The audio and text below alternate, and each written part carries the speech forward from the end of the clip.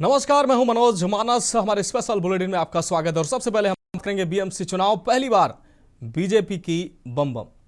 मुंबई की जनता ने शुक्रवार को दो टूक फैसला सुनाते हुए साफ कर दिया है कि बीएमसी का असली किंग कौन है। दरअसल फडणवीस शिंदे की जोड़ी पर भरोसा जताते हुए मुंबईकरों ने पहली बार भाजपा को सत्ता की चाबी सौंपी है। अब केंद्र और राज्य के बाद देश की सबसे अमीर नगरपालिका बीएमसी में भी ट्रिपल इंजन की सरकार का परचम लहराएगा। आपको बता दें कि यह चुनाव ठाकरे परिवार के लिए सबसे बड़ा झटका साबित हुआ है, यानी 25 साल का यह वर्चस्व खत्म हो गया। हैरानी की बात यह रही कि 20 साल बाद राज और उद्धव ठाकरे का एक साथ आना भी जनता को प्रभावित नहीं कर सका, जनता को एकजुट नहीं कर सका। वहीं अलग होकर चुनाव लड़ने वाली कांग्रेस की किस्मत भी नहीं बदली और वह दहाई के आंकड़े के आसपास ही सिमट गई। उधर भाजपा दफ्तरों में दिवाली जैसा जश्न का माहौल है। जीत की खबर मिलते ही मुंबई से लेकर नागपुर तक भाजपा दफ्तरों में पटाखे फोड़े जा रहे हैं और मिठाइयां भी बांटी जा रही हैं। तो काम आया शिंदे के साथ और अब जीत पर बात बन गई है। मुंबई में ठाकरे ब्रदर्स का गेम ओवर हुआ है। 25 साल का जो ये दबदबा था, कहते हैं कि जो दबदबा था ठाकरे परिवार का बीएमसी पर, वो दबदबा अब पूरी तरीके से खत्म हो चुका है। मुंबई में ठाकरे ब्रदर्स का अब गेम ओवर हो चुका है। भारतीय जनता पार्टी पहली बार बहुमत में बीएमसी में आई है और ये शिंदे के साथ जो एकजुट है, ये गठबंधन है, इसका कहीं ना कहीं कमाल भी बताया जा रहा है।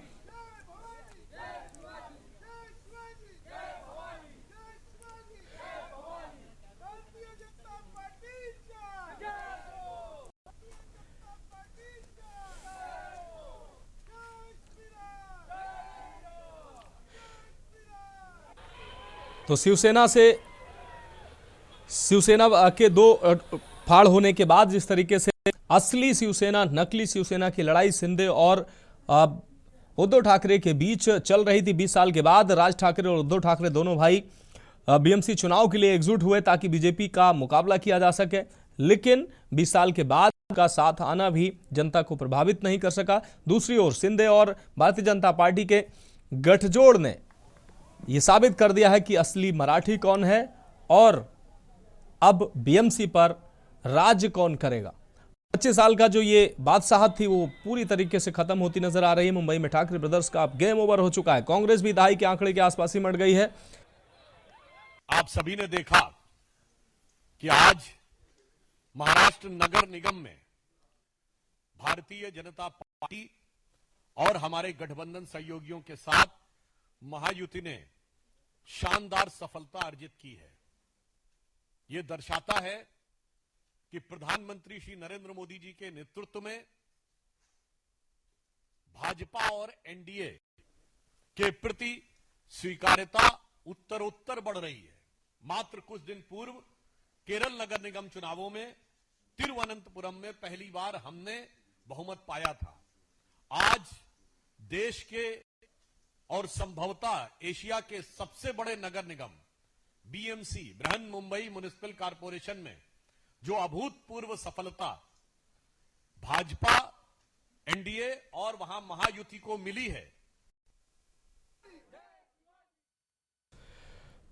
तो इस खबर पर अधिक जानकारी के लिए हमारे सहयोगी किशोर ब्रह्मदेव हमारे साथ जुड़ चुके हैं। किशोर, अगर बीएमसी चुनाव की बात करें तो एक बादशाहत हुआ करती थी ठाकरे, लेकिन अब ठाकरे ब्रदर्स 20 साल के बाद एक साथ आए, वो भी जनता को प्रभावित नहीं कर पाए और ठाकरे ब्रदर्स का अब बीएमसी से पूरी तरीके से गेम ओवर हो चुका है। वहीं भारतीय जनता पार्टी शिंदे के साथ गठजोड़ कर जश्न मना रही। क्या कुछ अहम जानकारी देंगे? सर जी, हम ये जानकारी दे सकते हैं कि बाला साहब ठाकरे का जो बंबई पे होल्ड था और जो होल्ड मराठा कार्ड जो चल रहा था, वो मराठा कार्ड पूरा खत्म हो गया। जरांगे फैक्टर नहीं चला, ना राज ठाकरे नहीं चले, ना उद्धव ठाकरे नहीं चले। शिंदे ने बंडखोरी करने के बाद में मराठा कार्ड पूरा बीजेपी के साथ घूम गया। बीजेपी और शिंदे गठ ने पूरे मुंबई में राज पहली बार 40 साल के बाद पहली बार ही बीएमसी में बीजेपी का मेयर बनने वाला है। ये दुनिया ने साबित कर दिया कि शिंदे के पीछे शिंदे कार्ड ही, बॉम्बे में मराठा कार्ड ही चलेगा, बॉम्बे में शिंदे और बीजेपी का ही राज चलेगा, ऐसा साबित कर दिया है।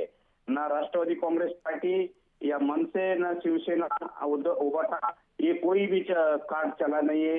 ये लोगों ने, उधर के लोगों ने साबित कर दिया सर जी। हाँ बिल्कुल। अगर किशोर ब्रह्मदेव जी, अगर ये जो जीत जो देखी जाए तो कई मायने इसके रखते हैं, क्योंकि बीजेपी को पहली बार बीएमसी में बहुमत मिली है। अब ट्रिपल इंजन की सरकार जो है वो मुंबई में मिलेगी पहली बार। हाँ जी, हाँ सर जी। बम्बई में बीजेपी के जो है वो जो गुजराती मारवाड़ी लोगों को ज्यादा वोट चुनाव में लड़ने के लिए टिकट दिया गया था, और मराठा कार्ड को भी टिकट दिया था। जो पैसे वाले जो भी अमीर लोग हैं उसमें से सब लोगों को टिकट दिया था। जो बीजेपी में आज जो भी लोग लड़ रहे हैं, चुनाव लड़ रहे हैं, वो कांग्रेस, राष्ट्रवादी कांग्रेस से मंगाई हुई टीम बीजेपी के पास में है। इसलिए बीजेपी का एजेंडा 40 साल के बाद बीएमसी में लग गया सर जी। हाँ बिल्कुल किशोर, इस तमाम जानकारी के लिए आपका बहुत शुक्रिया। तो बीएमसी में पहली बार बीजेपी के बम देखने को मिली है। शिवसेना और मनसे का जो गठजोड़ था उसको जनता ने नकार दिया है, और पूरी तरीके से मुंबई में ठाकरे ब्रदर्स का जो है वो सफाया हो चुका है। और अब हम बात करेंगे विनय कटियार के सियासी संकेत, चर्चा गर्म। भाजपा के कद्दावर नेता और पूर्व सांसद विनय कटियार बाराबंकी में भाजपा के वरिष्ठ नेता राम सजीवन वर्मा के आवास पर पहुंचे। इस दौरान उन्होंने मीडिया से खुलकर बात की और राजनीति, राम मंदिर व समसामयिक मुद्दों पर अपने चिरपरिचित अंदाज में जवाब दिए। जब पत्रकारों ने उनसे भविष्य में चुनाव लड़ने के बारे में पूछा तो उन्होंने मुस्कुराते हुए कहा, अयोध्या आओ तब बताऊंगा, मैं 5 बार सांसद रहा हूं। उनके इस बयान ने राजनीतिक गलियारों में चर्चाएं तेज कर दी हैं। राम मंदिर निर्माण को लेकर कटियार ने कहा कि पत्थरों का भव्य मंदिर बन गया है और ये काफी अच्छा बना है। हालांकि उन्होंने ये भी जोड़ा कि मंदिर में अभी बहुत काम बाकी है। चंपत राय से मुलाकात न होने के सवाल पर उन्होंने तंज भरे लहजे में कहा कि वे ट्रस्टी हैं और हम महाट्रस्टी हैं। मंदिर जाने और उनसे मिलने का क्या संबंध? बागेश्वर धाम के धीरेन्द्र शास्त्री के हालिया बयानों का समर्थन करते हुए कटियार ने कहा कि वह एक अच्छे इंसान हैं और कभी गलत बात नहीं करते हैं। वो अच्छा है, वहाँ पर भी पहली जो विधानसभा है हमारी अयोध्या विधानसभा, वो कभी हारी नहीं है। लोग बदलते रहते हैं, प्रत्याशी, तो काम हो रहा है। अभी वेद गुप्ता है, तो वेद गुप्ता भी बढ़िया आदमी है, लेकिन देखेंगे कितना घटिया है, कितना बढ़िया है। और अब बात करेंगे स्टार्टअप योजना नहीं, इंद्रधनुषी विजन। प्रधानमंत्री नरेंद्र मोदी ने कहा कि स्टार्टअप इंडिया कार्यक्रम सिर्फ एक योजना नहीं बल्कि एक इंद्रधनुषी विजन है, जिसका मकसद अलग अलग सेक्टर्स को नए अवसरों से जोड़ना है। राष्ट्रीय स्टार्टअप दिवस के मौके पर भारत के स्टार्टअप्स इकोसिस्टम के उद्यमियों और स्टेक होल्डर्स को संबोधित करते हुए प्रधानमंत्री ने कहा कि उनके लिए स्टार्टअप्स का आत्मविश्वास और प्रभाव सिर्फ संख्याओं से ज्यादा मायने रखता है। उन्होंने भारत के स्टार्टअप्स की जोखिम लेने की क्षमता की भी तारीफ की। उन्होंने कहा कि मैंने लगातार जोखिम लेने पर जोर दिया क्योंकि ये मेरी भी पुरानी आदत रही है। ऐसे काम जिन्हें कोई करने को तैयार नहीं था, ऐसे काम जिनसे पिछली सरकारें दशकों तक बचती रहीं क्योंकि उन्हें चुनाव हारने या सत्ता खोने का डर था, मैंने हमेशा उन्हें अपनी जिम्मेदारी समझा है। साथ ही उन्होंने कहा कि मेरा भी मानना है कि देश के लिए जो भी काम जरूरी है वो किसी ना किसी को करना ही होगा, किसी को तो जोखिम उठाना ही होगा। उन्होंने कहा कि पहले जोखिम लेने को हतोत्साहित किया जाता था, लेकिन आज ये मुख्य धारा बन गया है। जो लोग अपनी मासिक सैलरी से आगे सोचते हैं उन्हें न सिर्फ स्वीकार किया जाता है बल्कि उनका सम्मान भी किया जाता है। जोखिम भरे आइडिया जिन्हें कभी हाशिए पर माना जाता था अब फैशनेबल बन रहे हैं। उन्होंने कहा कि महिलाओं की भागीदारी खासकर स्टार्टअप्स में लीडरशिप भूमिकाओं पर भी बात की। उन्होंने सभा को संबोधित करते हुए बताया कि फिलहाल भारत में 45% से ज़्यादा मान्यता प्राप्त स्टार्टअप्स में कम से कम एक महिला डायरेक्टर या पार्टनर है। मोदी ने कहा कि महिला नेतृत्व वाले स्टार्टअप्स फंडिंग के मामले में भारत दुनिया का दूसरा सबसे बड़ा इकोसिस्टम है। स्टार्टअप सेक्टर में यह बढ़ती समावेशिता देश की क्षमता को बढ़ा रही है। आज भारत अपना भविष्य लिख रहा है चल रही स्टार्टअप्स क्रांति में भारत अपना भविष्य देखता है। 10 साल पहले देश में 500 से भी कम स्टार्टअप्स थे, आज ये संख्या 2 लाख से भी ज़्यादा हो गई है। 2014 में भारत में सिर्फ 4 यूनिकॉर्न थे, आज भारत में लगभग 125 एक्टिव यूनिकॉर्न हैं। नया बिजनेस और नया वेंचर केवल बड़े बड़े घरानों के बच्चे ही लेकर आते थे, क्योंकि उन्हें ही आसानी से फंडिंग मिलती थी, सपोर्ट मिलता था। मिडिल क्लास और गरीब के ज्यादातर बच्चे केवल नौकरी का सपना देख पाते थे, लेकिन स्टार्टअप इंडिया प्रोग्राम ने इस सोच को बदल दिया।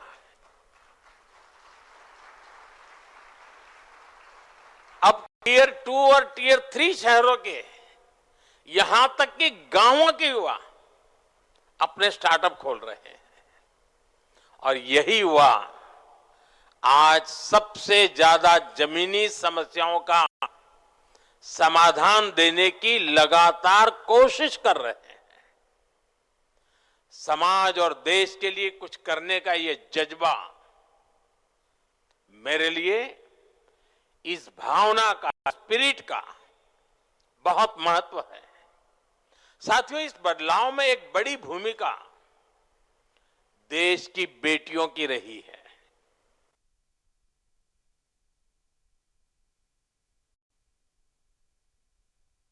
दिवस की बात की प्रधानमंत्री ने, वो बोले कि योजना नहीं बल्कि इंद्रधनुषी विजन है। उद्यमियों और स्टेक होल्डर्स को मोदी ने प्रोत्साहन दिया। राष्ट्रीय स्टार्टअप्स दिवस पर प्रधानमंत्री नरेंद्र मोदी ने स्टार्टअप्स की बात की। पीएम मोदी बोले ये योजना नहीं, इंद्रधनुषी विजन है।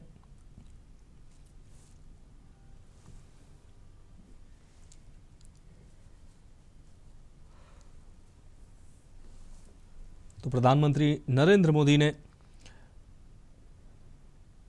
उद्यमियों और स्टेक्स होल्डर्स को प्रोत्साहन दिया।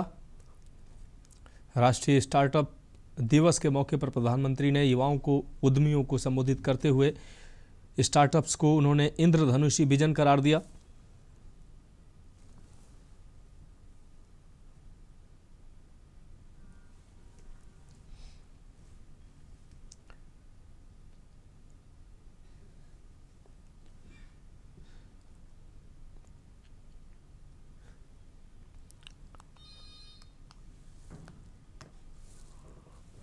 तो राष्ट्रीय स्टार्टअप्स दिवस पर प्रधानमंत्री नरेंद्र मोदी ने उद्यमियों को संबोधित करते हुए उन्होंने कहा कि 500 से कम जो है। अखिलेश सिंह हमारे विशेष संवाददाता अधिक जानकारी के लिए हमारे साथ जुड़ गए हैं। अखिलेश जी, राष्ट्रीय स्टार्टअप दिवस पर प्रधानमंत्री नरेंद्र मोदी ने युवाओं को प्रोत्साहित किया। जो उद्यमी जुड़े हुए थे, नए उद्यमी थे, उनको उन्होंने प्रोत्साहित किया और उन्होंने कहा कि 2014 से पहले की जो स्थिति है, स्टार्टअप्स देश में 500 स्टार्टअप्स नहीं थे और आज 2 लाख से ज़्यादा स्टार्टअप्स हैं। क्या कुछ अहम जानकारी इस दौरान निकलकर सामने आ रही?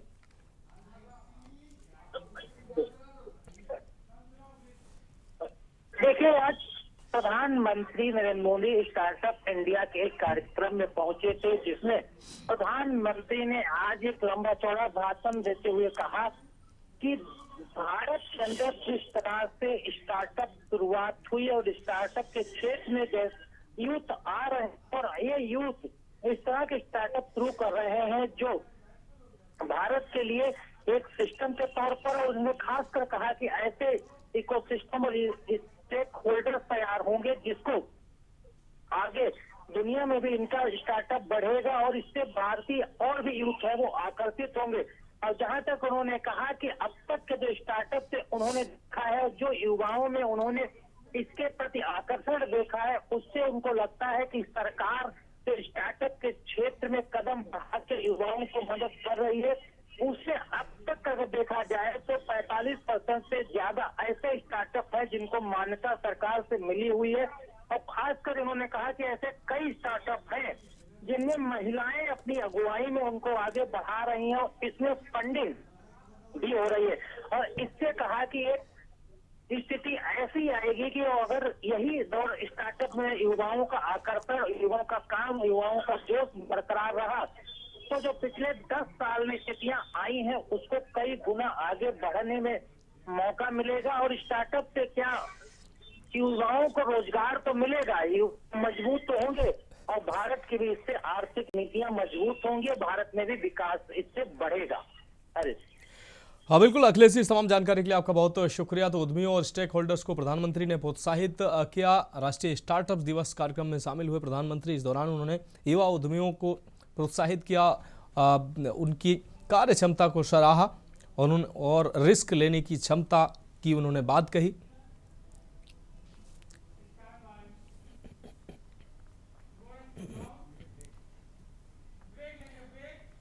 फिलहाल हमारे स्पेशल बुलेटिन में वक्त एक ब्रेक का है। ब्रेक के बाद हम बात करेंगे गोरखपुर खेल उत्सव का अद्भुत संगम।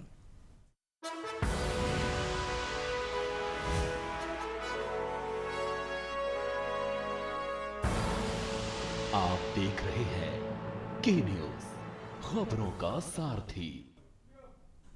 ब्रेक के बाद हमारे स्पेशल बुलेटिन में एक बार फिर से आपका स्वागत। हम बात कर रहे हैं गोरखपुर खेल उत्सव का खेल उत्साह का अद्भुत संगम।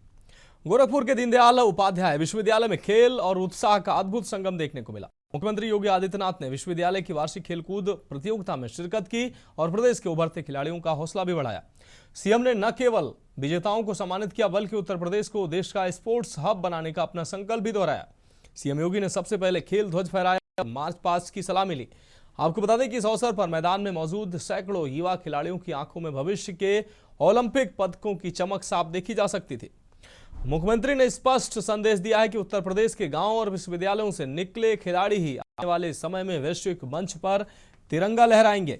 वहीं मुख्यमंत्री योगी आदित्यनाथ ने सभी विश्वविद्यालयों और महाविद्यालयों का आह्वान किया कि वे किसी न किसी एक खिलाड़ी, एक खेल को गोद लेकर उस खेल से जुड़ी प्रतिभाओं को तराशें। खेल के जरिए स्वस्थ प्रतिस्पर्धा कराकर अनुशासन और खेल भावना को मजबूत करने में योगदान दें। तो सीएम ने विजेताओं को सम्मानित किया, उनका हौसला बढ़ाया। विश्वविद्यालय में खेल उत्साह का अद्भुत संगम गोरखपुर में ये देखने को मिला। मुख्यमंत्री ने एक एक खिलाड़ी से मुलाकात की, उनका उत्साह वर्धन किया। अपने बीच मुख्यमंत्री को पाकर खिलाड़ियों में अलग ही उत्साह देखने को मिला और भविष्य के सपने इन खिलाड़ियों में साफ, इनकी आंखों में साफ तौर पर देखने को मिले।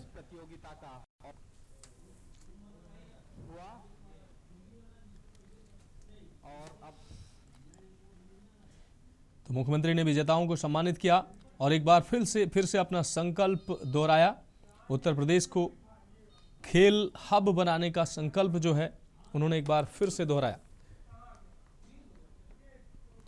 तो मुख्यमंत्री ने विजेताओं को सम्मानित किया। विश्वविद्यालय में खेल उत्साह का अद्भुत संगम देखने को मिला। सीएम ने वार्षिक खेलकूद प्रतियोगिता का शुभारंभ किया। कि जब हम खेल की बात करते हैं तो आपने पिछले 11 वर्ष के अंदर देश के अंदर एक नई खेल संस्कृति को जन्म लेते हुए देखा है। याद करिए 2014 के पहले खेल और खेलकूद की प्रतियोगिता इस सरकार के एजेंडे का हिस्सा नहीं हुआ करता था। लोग ये मानते थे कि यह कोई प्रायोरिटी सेक्टर नहीं है, अक्सर इसकी उपेक्षा होती थी। इंटरनेशनल स्टैंडर्ड के इंफ्रास्ट्रक्चर न होने के नाते हमारे प्रतिभाशाली खिलाड़ी या तो पलायन करता था या कुंठित होकर के वह हताश और निराश बैठा रहता था। लेकिन अब देश के अंदर 2014 के बाद जिस प्रकार की एक नई खेल संस्कृति प्रधानमंत्री मोदी जी ने विकसित की है, आज वह देखते हुए बनती है। दीनदयाल उपाध्याय गोरखपुर विश्वविद्यालय। मनीष तिवारी हमारे संवाददाता अधिक जानकारी के लिए हमारे साथ जुड़ गए हैं। मनीष, मुख्यमंत्री योगी आदित्यनाथ ने गोरखपुर में वार्षिक खेल प्रतियोगिता, वार्षिक खेलकूद प्रतियोगिता का शुभारंभ किया। इस दौरान खिलाड़ियों से मुलाकात की और अपने एक संकल्प को इस दौरान उन्होंने दोहराया उत्तर प्रदेश को खेलों का हब बनाने का? क्या कुछ अहम जानकारी देंगे? जी बिल्कुल, जिस प्रकार से देखा जाए ये महिला वॉलीबॉल कंपटीशन था जिसका जो है मुख्यमंत्री के द्वारा जो है इसका उद्घाटन किया गया। साथ ही साथ मुख्यमंत्री ने साफ तौर से जनता से भी अपील की। उनके द्वारा कहा गया कि खेल कूद को की गतिविधियों को सिर्फ औपचारिकता न रखें बल्कि इसको दिनचर्या बनाएं जिससे कि आप स्वस्थ रहेंगे। जिस प्रकार से 2014 में जो है प्रधानमंत्री के द्वारा जो है खेलो इंडिया के नाम से जो है फिट इंडिया मूवमेंट के का माध्यम से जो है इसकी शुरुआत की गई थी, उसी दौर को जो है हमने उत्तर प्रदेश में 2017 के बाद भी चालू किया और खेलो इंडिया और फिट इंडिया जिस प्रकार से उनका एक ये प्रधानमंत्री का ये एक उनका एक स्लोगन था और स्लोगन के माध्यम से पूरे देशवासियों को जो है उनके द्वारा कहा गया था कि खेलों को बढ़ाया जाए जिससे लोग फिट रहेंगे और फिट रहने के साथ साथ जो है नशा मुक्त भी रहेंगे। इसी बात को जो है उत्तर प्रदेश के मुख्यमंत्री ने एक बार फिर दोहराया और उनके द्वारा कहा गया इस विजन को जो है हम आगे 2047 तक ले जाने में कामयाब रहेंगे। और जिस प्रकार से अगर हम उत्तर प्रदेश में जो है खेलों की प्रतियोगिताएं और लगातार जो है खेलकूद में जो ज्यादा से ज्यादा बच्चे जो है हिस्सा लेंगे जिससे नशा मुक्ति का भी एक सबसे बड़ा समाधान निकलेगा, बच्चे जो है नशे की तरफ नहीं जाएंगे। साथ ही साथ जो हमारा 2047 का विजन है उस विजन को में भी हम कामयाबी पा सकेंगे। तो कह सकते हैं कि जिस प्रकार से मुख्यमंत्री के द्वारा जो है आज के आयोजन के साथ साथ जो है उत्तर प्रदेश की जनता को विजन भी दिया गया, साथ ही साथ उन्होंने अपने 2047 का विजन बताया और साथ में उनका ये कहना रहा कि ये प्रतियोगिताएं गोरखपुर के अलावा बाकी अन्य जिलों में भी की जाएं जिससे कि वहां के जो बच्चे हैं खेल कूद से जो है वो उसमें रुचि रखें और साथ ही साथ जो हमारा हमारे देश प्रधानमंत्री का जो विजन है और जो उत्तर प्रदेश का हमारा विजन है उस विजन में हम कामयाब हो सके। देश में जिस प्रकार से कह सकते हैं चाहे 2030 में कॉमनवेल्थ गेम्स की का आयोजन भी को लेकर के भी उनके द्वारा कहा गया कि महाविद्यालय विश्वविद्यालय की टीमों को जो है इसमें करना चाहिए। जिस प्रकार से जो है 2030 में जो है कॉमनवेल्थ का गेम जो है देश में होगा तो जितने भी विश्वविद्यालय हैं उनको अपनी हर एक टीम, चाहे वो कबड्डी की टीम हो, फुटबॉल की टीम हो, चाहे सभी को जो है चाहे शूटिंग की हो, हर एक पहलू पर जो है टीमें अपनी गठित करनी चाहिए और आपस में प्रतियोगिताएं करनी चाहिए जिससे कि कॉमनवेल्थ के लिए जो है उनका चयन उन टीमों से किया जा सके। तो कह सकते हैं पूरा इस विजन को जो है प्रधानमंत्री का विजन कह सकते हैं, उत्तर प्रदेश के मुख्यमंत्री का विजन भी कह सकते हैं। सभी स्कूल कॉलेज के बच्चों को भी एक उनके द्वारा संदेश दिया गया है कि टीमों का गठन करो और खेल प्रतियोगिताओं में जो है ज्यादा से ज्यादा भागीदारी करो और नशा मुक्त रहो। सबसे बड़ा चीज है नशा मुक्त। अगर खेल कूद में बच्चे इन्वॉल्व रहेंगे तो नशे से मुक्त रहेंगे और जिससे कि हमारा जो 2047 का विजन है वो पूरा हो सकेगा। जी हाँ बिल्कुल अमनीश, इस तमाम जानकारी के लिए आपका बहुत बहुत शुक्रिया। तो विश्वविद्यालय में खेल उत्साह का अद्भुत संगम देखने को मिला। गोरखपुर में मुख्यमंत्री ने पहुंचकर वार्षिक खेलकूद प्रतियोगिता का शुभारंभ किया। और अब बात करेंगे हार की समीक्षा, आक्रामक रुख की मंशा। खरमास की विदाई के साथ ही बिहार की सियासत में हलचल तेज हो गई है। नेता प्रतिपक्ष तेजस्वी यादव अब सीधे एक्शन मोड में नजर आ रहे हैं। वहीं शुक्रवार को हुई आरजेडी की बैठक को 2026 की राजनीति की दिशा तय करने वाला अहम पड़ाव माना जा रहा है। आपको बता दें कि नेता प्रतिपक्ष तेजस्वी यादव ने पटना स्थित अपने आवास पर आरजेडी के सांसद, विधायकों और कोर कमेटी के सदस्यों के साथ महत्वपूर्ण बैठक की। ये बैठक राजद के संगठनात्मक ढांचे को फिर से खड़ा करने के लिए बुलाई गई थी। प्रदेश अध्यक्ष संजय यादव द्वारा तैयार की गई एक विस्तृत रिपोर्ट पर चर्चा हुई जिसमें विधानसभा वार हार के कारणों और संगठन की कमजोरियों पर को चिन्हित किया गया। आपको बता दें कि एक तरफ मुख्यमंत्री नीतीश कुमार समृद्ध यात्रा पर निकले हैं, वहीं तेजस्वी ने पार्टी नेताओं के साथ मिलकर सरकार को घेरने की योजना बनाई है। तेजस्वी ने स्पष्ट किया है कि वह सरकार के कामकाज पर पैनी नजर रखेंगे और 100 दिन पूरे होने के बाद सरकार की नीतियों पर आक्रामक रुख अपनाएंगे।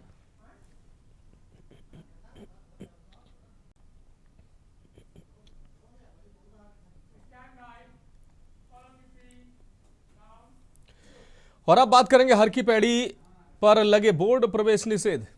हरिद्वार हर की पैड़ी पर जगह जगह बोर्ड लगा दिए गए हैं जिसमें स्पष्ट लिख दिया गया है कि गैर हिंदू का प्रवेश पूरी तरह से निषेध है।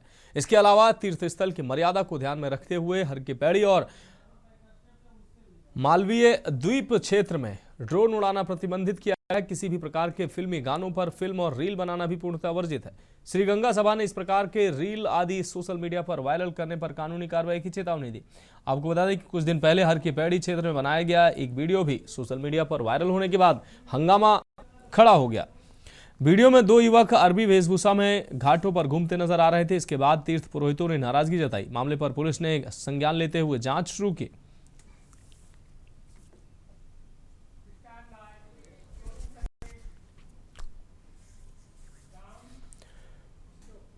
फिलहाल हमारे स्पेशल बुलेटिन में अभी के लिए मेरे साथ इतना ही। मुझे दीजिए इजाजत और आप देखते रहिए के न्यूज इंडिया।